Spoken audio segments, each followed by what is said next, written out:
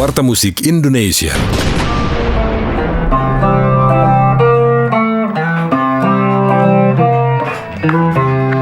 Gitu toh, tapi harus ada yang satu itu ritmenya yang kayak tadi. Semuanya gembira. Dalam pesta yang meriah di rumahnya Pak Lurah. Itu kan kecelakaan. Alasannya cuma pinjem sebulan menggantikan Desire yang pemain bass karena dia lagi ujian SMEA. Tidak banyak yang tahu bahwa pada era tahun 60-an, musisi asal Indonesia telah menembus pentas dunia. Kita amati di skena musik Indonesia sekarang, mereka menjadi idola, menjadi legenda, menjadi panutan, menjadi inspirasi banyak band. Dan yang berhasil melakukannya adalah kelompok musik dari Surabaya, yang semua anggotanya wanita.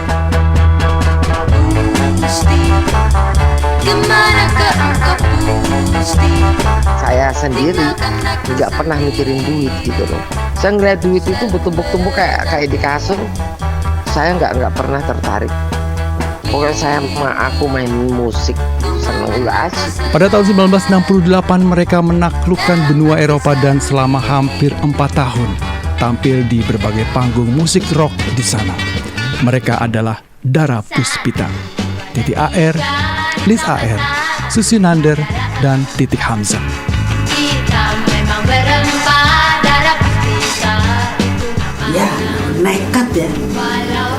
Soalnya Kus bilang, kalau pengen terkenal jangan tinggal di Surabaya, harus ke Jakarta. Dan legasi atau warisan mereka selain musik itu adalah mereka bisa menggebrak panggung musik di Eropa begitu, yang tidak mudah untuk ditaklukkan gitu. Dan mereka bahkan sampai bisa tampil di Liverpool di kota kelahirannya The Beatles juga. Kisah Dara Puspita kembali diceritakan oleh para personilnya dalam Warta Musik Indonesia. Bersama saya Budi Prihanto. Ayolah kawanku, bertamasya ke Danau Toba yang gembira, beramai-ramai menuju pulau di tengah danau, biru menghijau. Tak kusangka telah tiba di pulau yang indah ini, penuh bunga nan mekar serta hawanya segar.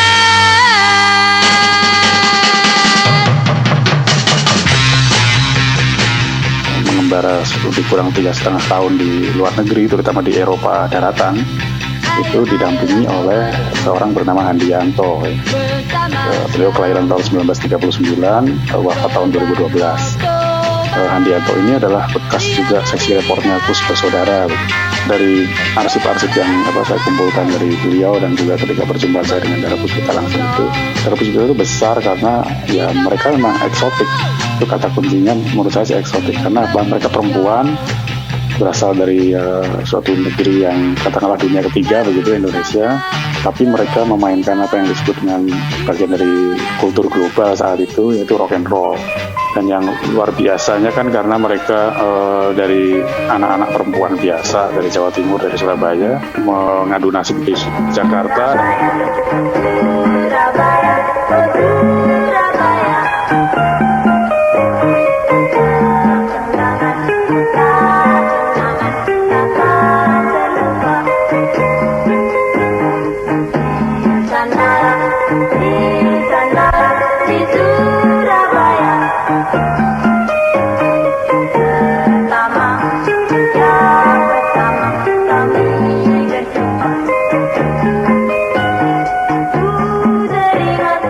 Lagunya sederhana, meski menggugah imajinasi orang tentang sebuah kota besar di Jawa Timur di masa perjuangan bangsa Indonesia.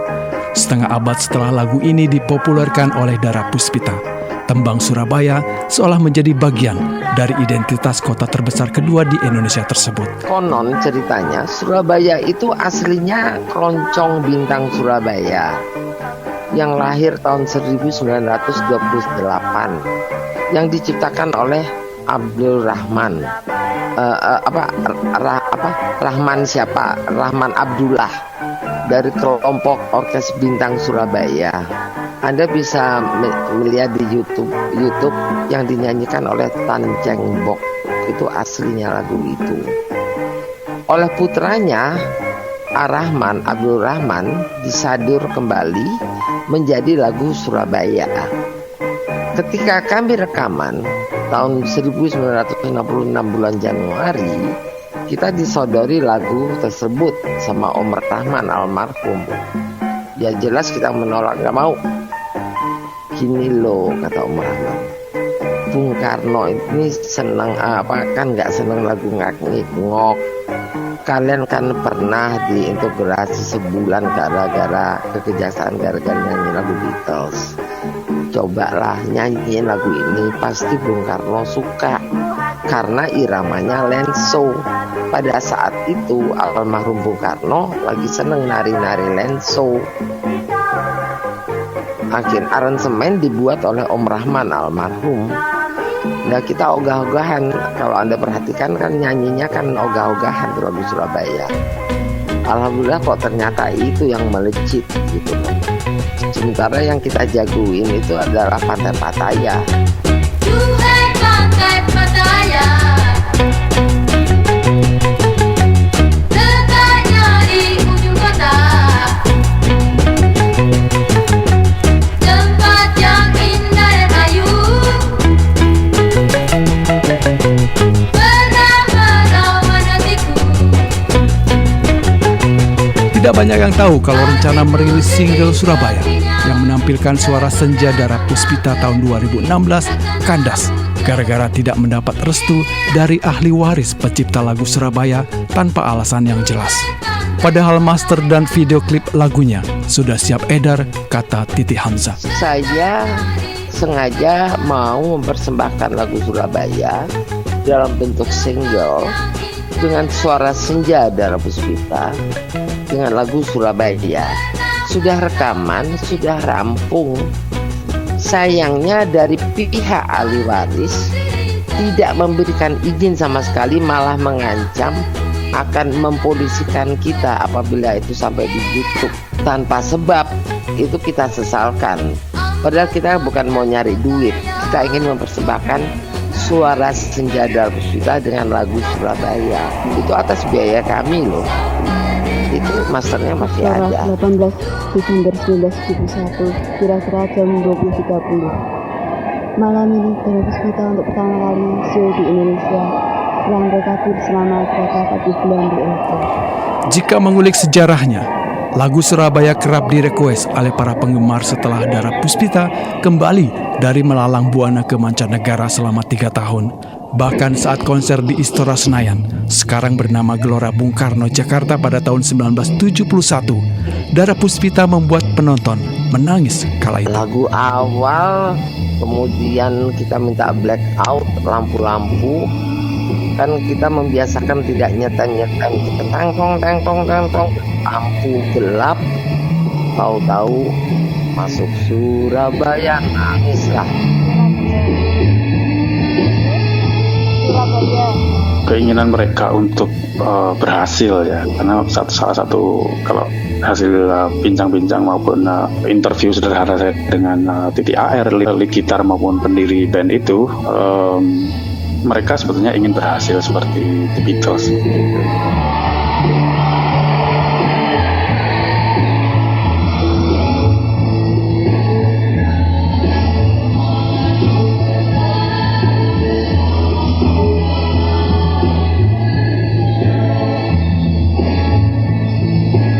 Memang banyak kalangan mencoba untuk tidak lupa ingatan akan fenomena Dara Puspita.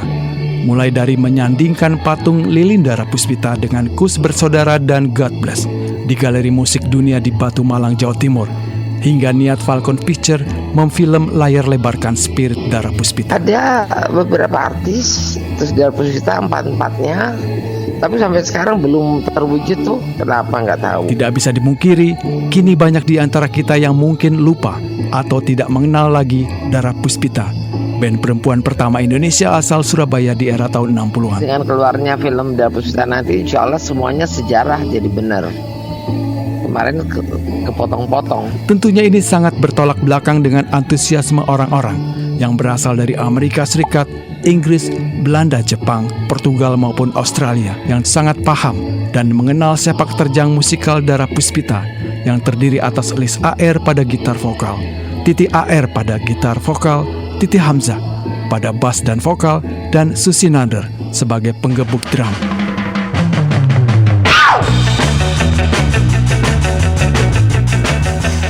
Iya pasti, karena kalau kita dengarkan lagu-lagu mereka terutama di album kedua itu mereka mainkan rock and roll yang sangat keras ya. Mereka menjerit, kemudian mendesis gitu. Bahkan band laki-laki saat itu ya, katakanlah Kus Bersaudara saja tidak melakukan begitu. Dan mereka memakai kostum yang mereka rancang sendiri, koreografi yang mereka rancang sendiri, itu diterima oleh masyarakat. Walaupun ya Titi AR sendiri pada saya bilang juga banyak juga orang yang tidak bisa menerima saat itu perempuan melakukan hal seperti itu. The Wall Street Journal edisi 25 September 2014 pernah menulis Dara Puspita yang antara lain menyebut bahwa Dara Puspita adalah band wanita yang tampil dengan semangat berapi-api, penuh daya dan gaya musik menggugat. Mereka bahkan membandingkan Dara Puspita dengan Pussy Riot, band punk wanita Rusia yang menawarkan aura feminisme. Dara Puspita menurut Manunggal Kawardaya, seperti halnya Kus Bersaudara, juga sempat dicekal dalam rezim Orde Lama Bung Karno yang saat itu bersemangat menggempur budaya barat dengan idiom ngak-ngekngok. Kebetulan tahun 2015, Tropenmuseum Amsterdam, ya, salah satu museum besar di Belanda, mengadakan pameran Global 60s gitu. Dan mereka mencari representasi global culture itu di Asia Tenggara, siapa yang paling pas gitu. Dan mereka menemukan fenomena Dara Puspita karena empat perempuan memainkan instrumen mereka sendiri dan hidup di peradaban yang sama sekali lain dengan dari mana mereka berasal gitu.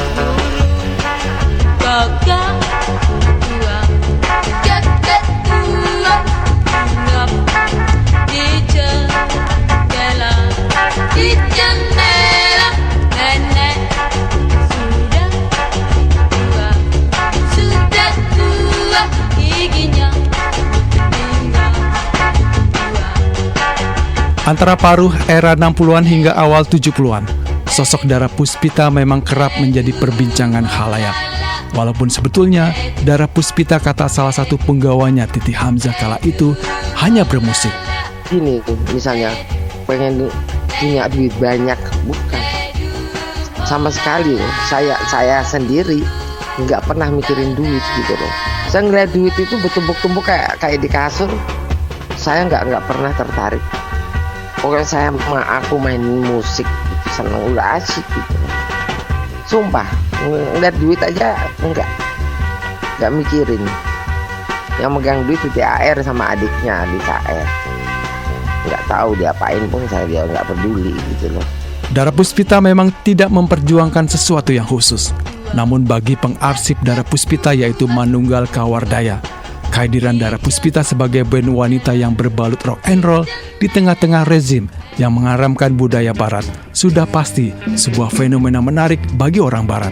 Di mata mereka, Dara Puspita adalah sebuah keajaiban dari negara ketiga yang tengah memulai kebangkitan. Marilah kemari, hey hey hey hey, hey kawan, akulah di sini, hey hey hey hey, hey kasih. Memang band perempuan bukan hanya mereka ya, ada Trio Fiska, ada The Singers, di tahun 90-an juga ada Traxap, Wondergel dan sebagainya itu.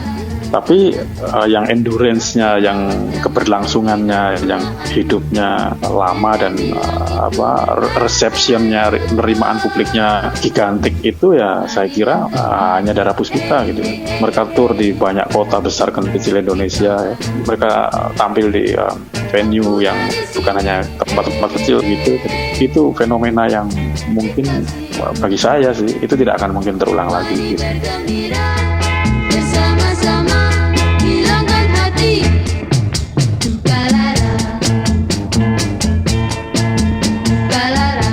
Warta Musik Indonesia.